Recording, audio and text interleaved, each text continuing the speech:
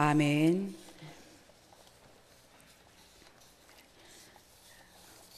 네, 오늘 말씀의 제목은 훈련은 반복이다. 훈련은 반복이다라는 제목 가지고 하나님의 말씀을 선포하겠습니다. 말씀을 전하기 전에 먼저 예화를 제가 준비했습니다. 제가 예화를 이렇게 읽을 테니까 잘 들으시고 은혜를 많이 받으시기를 바랍니다. 원래 우리나라에는 조선시대에 삼정승과 그 12판서가 있었지요. 그 중에 호조판서의 이야기입니다. 호조에서 하는 일은 재정을 담당하고 있는 일인데, 재정을 담당하다 보니 오래 그 자리에 있는 사람은 거의 없다고 합니다. 그런데 조선시대에 유일하게 10년을 넘게 그 자리에서 자기의 사명을 잘 감당한 사람이 하나 있었는데, 그 사람의 이름이 오늘 이렇게 나옵니다. 그분을 먼저 제가 소개하려고 합니다.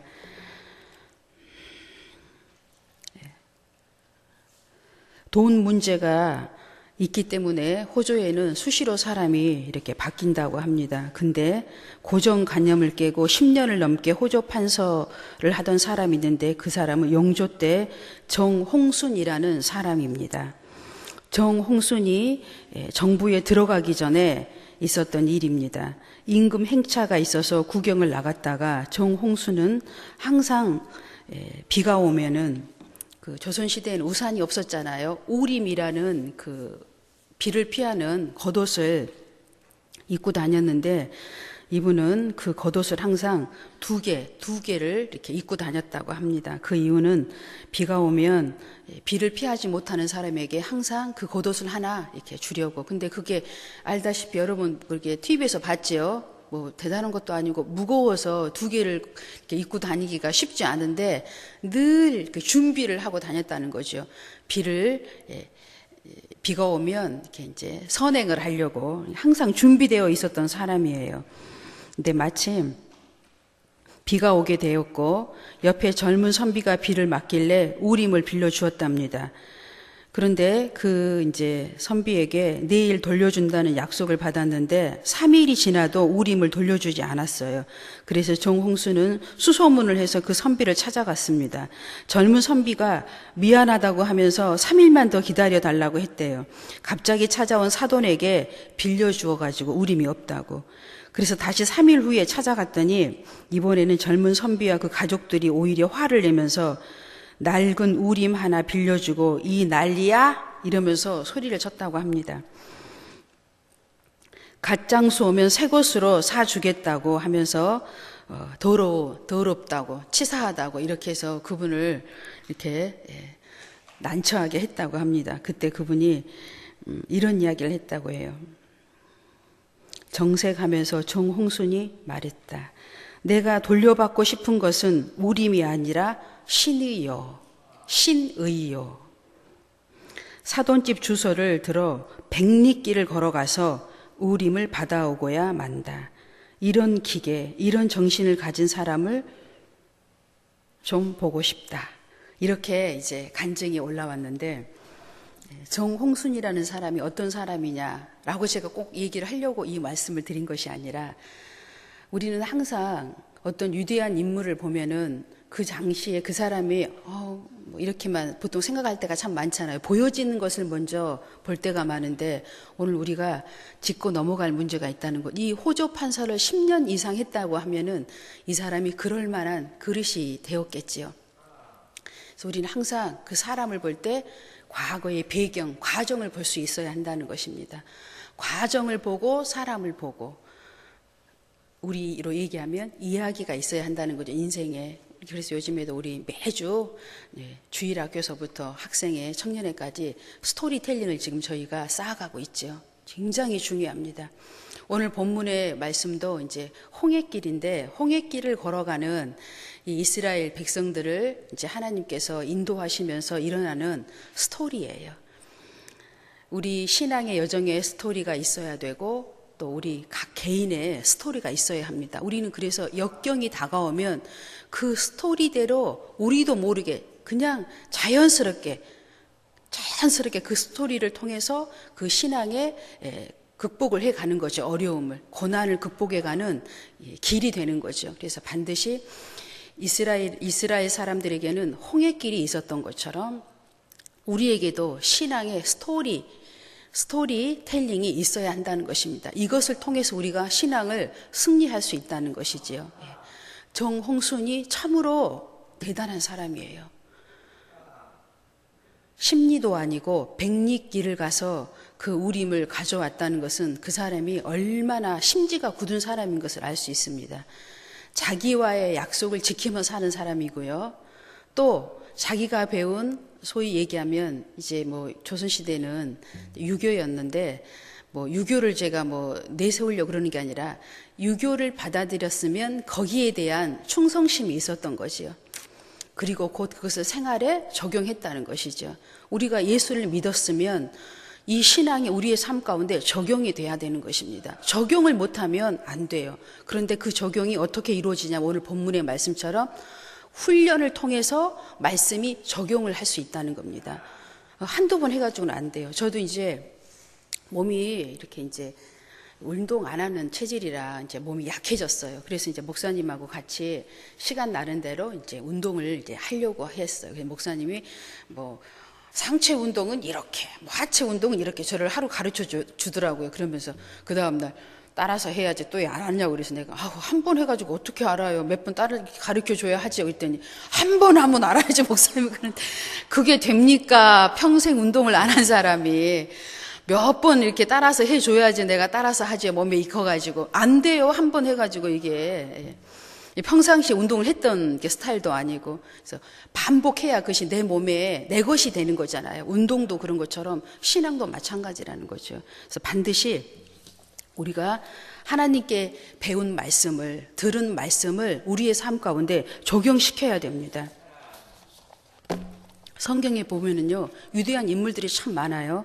오늘 이제 모세가 나오는데, 모세 하면 여러분 뭐가 생각나요? 홍해가 이렇게 생각나잖아요. 다니엘 그럼 뭐가 생각나요? 사자, 굴. 맞죠? 그 다음에 나오미야 룻 그럼 누가 생각나요? 보아스가 생각나잖아요.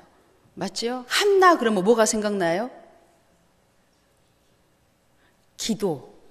뭐 이렇게 딱 이렇게 생각이 나잖아요. 이렇게 한나 이러면 기도. 그 다음에 또 뭐가 있어요? 뭐 위대한 인물들이 너무 바울 이러면 뭐가 생각납니까, 여러분은? 예. 뭐 요한 이러면 뭐 생각나. 이렇게 신앙에 항상 우리가 어떤 신앙생활을 쭉 하다가 나하고 이렇게 적용되는 인물들이 딱 겹쳐집니다. 고난이 왔을 때. 다 성경은 어떻게 보면요, 말씀에 고난의 수기라고 볼 수도 있어요. 내가 거기에 딱 대입해가지고 그 문제를 내 문제로 생각하고 내 것으로 받아들여서 적용하면 이제 승리하는 거지요. 오늘 본문 말씀 중에요, 이제 본문 말씀을 이제 저희가 한번 읽었으니까 이제 중요한 말씀 하나를 더 읽겠습니다. 출애굽기 13장 18절의 말씀을 읽고 말씀을 나누겠습니다. 우리 같이 천천히 이 말씀을 읽어보겠습니다. 시작. 그러므로 하나님이 홍해의 광야 길로 돌려 백성을 인도하심에 이스라엘 자손이 애굽 땅에서 대열을 지어 나올 때. 아멘.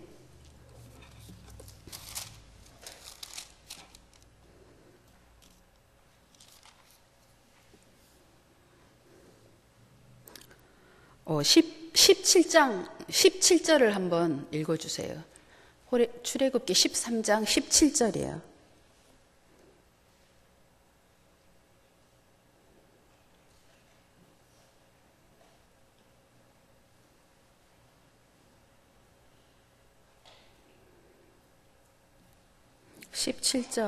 읽겠습니다. 시작. 바로가 백성을 보낸 후에 브레셋 사람의 땅의 길은 가까울지라도 하나님이 그들을 그 길로 인도하지 아니하셨으니 이는 하나님이 말씀하시기를 이 백성이 전쟁을 하게 되면 마음을 돌이켜 애굽으로 돌아갈까 하셨습니다. 아멘. 애굽에서 이제 가나안을 향해서 가는 길이요, 두 길이 있었습니다. 한 길은 홍해를 직진으로 건너서 가는 길과 이렇게 소위 얘기하면 요즘 우리 얘기하면 둘레길 것처럼 강변길로 가는 브레셋 사람들이 사는 이렇게 강변을 따라서 쭉 가는 길이 있었어요. 그래서 성경은 그 길을 사람의 길, 또 홍해로 가는 길을 하나님의 길 이렇게 표현하고 있는데, 이 두 길이 있었는데 하나님께서 홍해를 가로질러서 가게 한 이유가요, 이미 하나님의 계획 안에 있었어요. 삥 둘러서 소위 얘기하면 강변길, 그 길로 가게 했으면, 갔더라면 이제 애국 군대가 다시 쫓아와서 전쟁이 일어나면 이들이 두려워서 애국으로 다시 돌아갈 것을 이미 아시고 다시 돌아올 수 없는 길을 택하신 거예요. 하나님이 홍해를 건너게 하셔서 다시는 종의 길, 죄와 사망에 있는 그 애굽 땅의 그 길로 다시는 돌아가지 않게 하시려고 홍해 길로 우리 하나님이 이스라엘 백성을 인도하셨다는 거예요. 우리가 이것을 꼭 기억해야 합니다. 이미 여러분은요, 이 길을 건너오신 거예요. 이제 물과 성령으로 거듭난 사람은 이 길을 건너온 겁니다. 참 두려운 길이고 무섭고 험난한 길이었는데 하나님의 도우심으로 이 길을 건너온 거예요. 이 거듭남의 길인데, 이 길을요 굳이 표현하면 또 뭐예요? 우리 많이 들었죠? 누에 고치가 그 집을 뚫고 나오는데 그 구멍이 얼마나 작았다고요? 바늘 구멍처럼 작았어요. 근데 거기를 뚫고 나와서 이제 나방이 되잖아요. 이 얼마나 이게 그 지 힘으로 할 수 있는 거 아니에요. 여러분 혹시 구멍을 어렸을 때 혹시 무슨 개 구멍이라도 혹시 통과해 본 적 있으세요?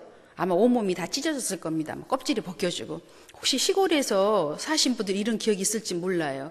저는 그렇게까지 바늘 구멍 같은 것은 통과해 보지 못했지만 실제로 그런 울타리를 몇 번 이렇게 어렸을 때 친구들하고 숨바꼭질 하면서 해본 기억이 나는데 온몸이 다 찢긴 기억이 납니다. 막 다 끓여가지고 피가 나고, 근데도 그거 숨기고 몰래 이렇게 이제 부모님한테 야단 맞을까봐 온몸이 아픈데, 이게 이제 구멍을 뚫고 나오는 건 이처럼 육신으로 표현하자고도 엄청난 이게 과정이 필요한 거죠. 거듭남이라는 것이 이런 것이죠. 이제 이 홍해 길을 건너오면 다시는 뒤를 돌아봐서는 안 돼요. 뒤를 돌아보면 한마디로 하면 죽음의 길입니다. 영원히 죽어요. 그래서 우리는 이제 앞만 보고 가는 거지요. 꼭 기억해야 합니다. 이 길을. 이미 이 길을 한번 걸어온 사람, 여러분 이미 신앙이 성장해서 앞으로 가고 있는 사람은 다시는 뒤를 돌아보면 안 돼요. 그때가 좋았어, 그때 이렇게 아닙니다. 이제 오직 앞만 바라보고 뒤는 절대 돌아보면 안 돼요. 앞만 바라보고 하나님이 내게 주시는 말씀을 붙잡고 앞으로만 가면 승리하는 거예요. 오늘 말씀 보면은요, 갈라디아서 5장 17, 18절을 보겠습니다. 갈라디아서 17, 18절. 시작. 육체의 소욕은 성령을 거스리고 성령의 육체를 거스리나니 이 둘이 서로 대적함으로 너희가 원하는 것을 하지 못하게 하려 함이니라. 너희가 만일 성령의 인도하시는 바가 되면 육체 아래 있지 아니하리라. 아멘. 이제 우리는요, 이미 성령의 세례를 받고 주님과 함께 동행하는 것이 내 안에 믿어졌으면 이제 육체의 모든 소욕은 십자가에 못 박아버리고 성령의 소욕대로 가면 되는 것입니다. 이것이 바로 홍해를 통과한 이스라엘 백성의 모습이고 우리 성도들의 모습이어야 됩니다. 광야에서 이들이 40년 동안 한 게 뭐냐면, 여러분 별거 없어요. 무슨 오늘 말씀의 제목처럼 훈련이 참 필요한데 다른 거 없습니다. 하나님을 경외하는 것만 배웠어요. 그것만 계속 반복한 겁니다. 그것이 반복하고 이것이 바로 능력이에요. 여러분, 우리는요, 늘 목사님이 정말 설교를 많이 하실 때마다 항상 얘기하고요, 상담할 때마다 항상 하는 상담의 레파토리가 있습니다. 그게 뭔지 아세요? 우리는 질그릇이다. 뭐예요? 깨지기 쉽고 상하기 쉽고 이런 존재란, 이걸 잊어버리면 안 돼요. 그래서 우리는요, 질그릇이라는 사실을 항상 기억하고 거기에 보배가 담겨 있음을 믿는 것이 믿음이에요. 그래서 내가 항상 그 질그릇에 보배를 얼마만큼 담고 있느냐에 우리의 변화된 신앙의 모습이 척도가 나타나는 거예요. 우리 인생 자체가 변하는 것이 아니에요. 우리는 항상 질그릇이에요. 질그릇이 금그릇이나 보석이 될 수 없어요. 그냥 우리는 질그릇이에요. 마지막까지. 그런데 그 질그릇 안에 보배가 담겨 있어요. 예수 그리스도라는. 그래서 그 보배를 담으면 보배가 되는 거예요. 세상을 담으면 세상이 되는 거예요. 내가 얼마만큼 세상을 많이 버리고 보배를 담았느냐에 따라서 내 모습이 달라지는 겁니다. 근본적으로 우리가 변할 수 있는 건 아무것도 없어요. 여전히 1순위고 휴경이에요. 그런데 1순위 안에 보배를 얼마나 담고 있느냐, 휴경이 안에 얼마나 보배를 담고 있느냐의 차이예요. 1순위나 휴경이나 다를 거 없어요. 똑같아요. 질그릇입니다. 그래서요, 그 훈련하는 겁니다. 이 질그릇 안에 보배를 담아야 돼요. 보배 담는 그릇이요. 근데 그 보배 담는 게 뭐예요? 예배 드리는 거, 기도하는 거, 말씀을 묵상하고 말씀에 순종하고 살아가는 거. 그게 능력이에요. 그것이 바로 능력이에요. 능력이 다른 데 있는 것이 아니에요. 그래서 우리가요, 이 부분만큼 여러분이 마음에 깊이 새긴다면 승리를 못할 사람이 아무도 없어요. 다 똑같아요. 여기 있는 분들. 다른 사람 하나도 없어요. 병이 들었으면 어떻게 내 병을 치료받을 것인지 성경을 읽으면 돼요. 성경에 치료받는 역사들이 많이 나오잖아요. 그렇게 하시면 되는 거예요. 물질로 지금 내게 문제가 있으면 물질로 고통받는 사람이 어떻게 승리했는지 성경을 읽으시면 돼요. 나는 늘 교회 올 때마다 물질 때문에 마음이 자유가 없어요. 과부의 두렙돈을 생각하면 되는 거예요. 그런데 예수님이 그 모습을 보고 어떻게 얘기하셨어요? 이 많은 사람 중에 이 과부가 가장 많은 헌금을 했다고 얘기하셨어요. 혹시 헌금 때문에 자유가 없으세요? 그 말씀을 묵상해 보세요. 마음에 자유가 옵니다. 채무 때문에요? 엘리사 시대에 두 아들과 과부의 이야기를 읽으시면 됩니다. 다 나와 있어요. 없는 게 없어요. 병에 걸린 사람 어떻게 했어요? 요단강물에 들어간 나만 장군의 이야기도 있죠. 또 나사로의 이야기도 있죠. 없는 게 없어요. 성경에는.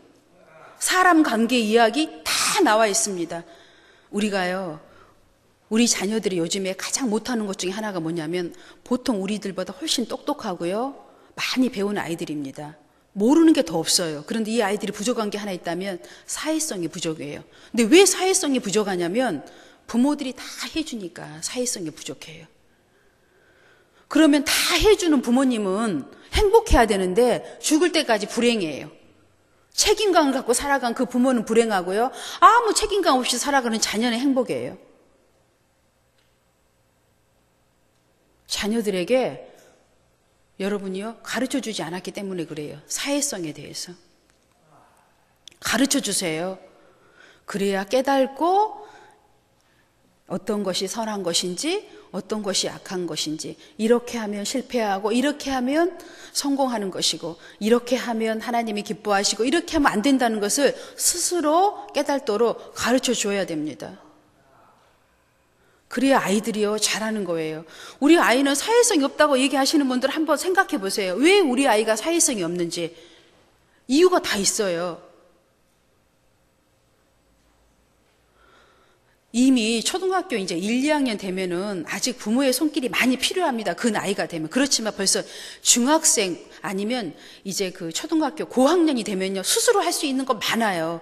그런데도 불구하고 부모들이 그걸 부모가 해주고 있어요. 아침에 밥 안 먹고 간다고 혹시 밥 먹여주는 분들 계세요? 손가락 다 쓸 수 있는데 이거 지금 잘못하고 있는 거예요. 예를 들어서 신호등 혼자 건널 수 있는데 중학생들 신호등 건너주고 계세요? 위험하다고, 차 많이 닿는 길이라고. 그럼 죽을 때까지 그렇게 해주셔야 되는 거예요. 그러니까 아이가 사회성이 없는 거예요. 사람하고 어떻게 살아야 되는지, 교회 생활은 어떻게 해야 되는지, 신앙 생활은 어떻게 해야 하는지를 모르는 거예요. 배워주지 않았기 때문에. 배워줘야 됩니다. 그럼 아이들이요, 이제 사회성을 갖게 되고 신앙생활을 하게 되고요, 사람과 관계도 할 수 있게 됩니다. 제가 센터에서 이제 늘 하는 것 중에 하나가 말씀 묵상하고 기도문 쓰는 거하고 하나는 봉사를 가르칩니다. 밥 먹고 나면 꼬맹이들 아주 어린이들만 먹고 일어나지 최소한 이제 고학년 정도만 초등학교에서 고학년만 되면 이 아이들이 하는 것들이 있어요. 상을 치우고 자기가 먹은 자리를 정돈하고 그 다른 친구들 어린애들이 흘린 밥알 뭐 음식들을 다 치워가지고 갖다 놔요. 근데 이것을 하면요, 얘들이 아마 이것이 몸에 배이는 애들은 집에서도 아마 할 거예요. 그냥 가만히 이렇게 앉아있지 않을 거예요. 몸에 배어있기 때문에, 훈련이 되어 있기 때문에. 그런데 아무것도 해보지 않은 아이들은 아마 가만히 앉아있을 거예요. 부모가 숟가락 갖다가 여기 손 앞에 갖다 줄 때까지 숟가락, 젓가락, 물컵 아마 그러고 있을 거예요. 그런데 훈련받은 아이들은 그렇지 않습니다. 신앙도 마찬가지예요, 여러분. 아이가 신앙에 지금 뭔가를 길을 잘못 가고 있으면 부모님이 가르쳐 주셔야 되고요. 또 성도들이 잘못된 길을 가면 목회자는 가르쳐 주는 것이 목회자의 길입니다. 가만히 놔두고 있으면 그거 관심 없는 거죠. 이 세상에 가장 무서운 게 무관심이에요. 관심 있게 가르쳐 주고 이렇게 해라 저렇게 해라. 사랑입니다. 사랑이 있으니까 말하지요. 남의 자식 우리 신경 안 쓰잖아요. 내 자식이니까 이렇게 했으면 좋겠다, 저렇게 했으면 좋겠다 계속 얘기하는 거죠. 그래서 우리는 끊임없이 반복 훈련 받아야 합니다. 광야에서 이들이 한 것은 여호와를 경외하는 법을 40년 동안 훈련 받은 거예요. 그런데 마지막에 하나님께 이들은 그 코스를 넘어가지 못함으로 1대의 백성들은 광야에서 죽었고 20세를 계수한 2세들은 가나안 땅에 들어갑니다. 이게 하나님의 섭리입니다. 여러분 꼭 기억하셔야 됩니다.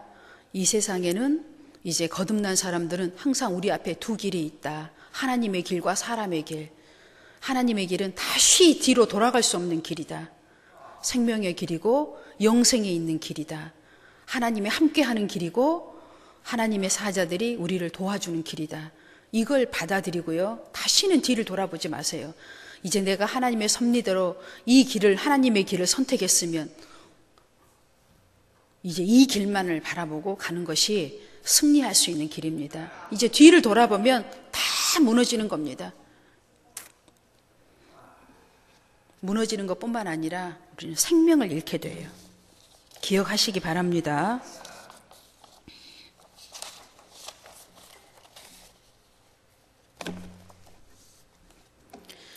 지금 세대는 참으로 기독교가 또 믿는 자들이 여러분 알고 있을지 모르지만 피부로 아직 느끼지는 못하고 있을 수 있지만 지금 계속 크리스찬들, 기독교인들은 핍박의 시대에 우리가 살아가고 있습니다. 이미 그 길에 우리가 접어들었어요. 그래서 우리가 마음을 굳게 먹어야 됩니다. 핍박이 올 때 성도들은, 살아있는 성도들은 더 신앙이 굳세워지는 것이 역사의, 기독교 역사의 간증입니다. 힘이고. 그래서 우리는요 이제 세상과 맞서서 우리의 믿음을 보일 때예요. 어떠한 일이 있어도, 어떠한 우리에게 시험이 와도요, 예배자의 모습, 기도하는 모습, 섬기는 모습 잊어버리면 안 됩니다. 이것이 우리 신앙인의 간증이고 또 우리 신앙인들의 삶이 되어야 됩니다. 그래서 여러분 이제 앞으로는요, 좋은 시대는 우리 기독교인들의 더 좋은 시대는 없을 수도 있어요. 특히 이 땅에는, 당분간은. 지금 우리에게 주신 이 은혜의 시대를요, 여러분 잘 간직하셔가지고 절대 뒤를 돌아보지 말고요, 이제 하나님이 우리에게 주신 이 은혜를 마음에 간직하고 앞만 보고 푯대를 향해서, 십자가 푯대를 향해서 앞으로 가시기 바랍니다. 절대 사람의 길을 택하시면 우리는 멸망하게 돼 있습니다. 꼭 기억하십시오. 오늘 이 메시지를. 하나님의 길, 다시 뒤를 돌아보면 안 되는 길, 돌아갈 수 없는 길 선택하셨으면 이 길만을 바라보고 가는 여러분 되셔서 여러분에게 맡겨주신 사명들이 다 있어요. 교회의 사명이 있고요, 가정의 사명이 있습니다. 이 사명 감당해야 돼요. 여러분 못하면 어떻게 되는 줄 아세요? 항상 좋은 말만 들어갖고는 안 돼요. 한 달란트 받은 자가 그 달란트를 땅에 묻어두었더니 예수님께서, 주인이 와서 뭐라고 얘기하셨어요? 악하고 게으른 종이라고 바깥 어두운 데 가서 이를 갈미 있으리라고 얘기했어요. 지옥으로 간다고 했어요. 여러분 쉽게 생각하지 마세요. 내게 주신 사명 감당해야 돼요, 여러분. 이거 감당 못하면요 어두움으로 간다니까요. 달란트가 있어요. 세상에서 내가 사회에서 빛이 되고 소금이 돼야 할 감당해야 될 이런 달란트가 있고, 교회에서 또 내가 져야 될 감당이 있고요. 가정에서 져야 될 다 이 달란트가 있어요. 이 달란트 여러분 묵인하면 바깥 어두운 데서 슬피 이를 갈미 있으리라. 한 달란트 받은 사람 위험해요. 한 달란트가. 한 달란트.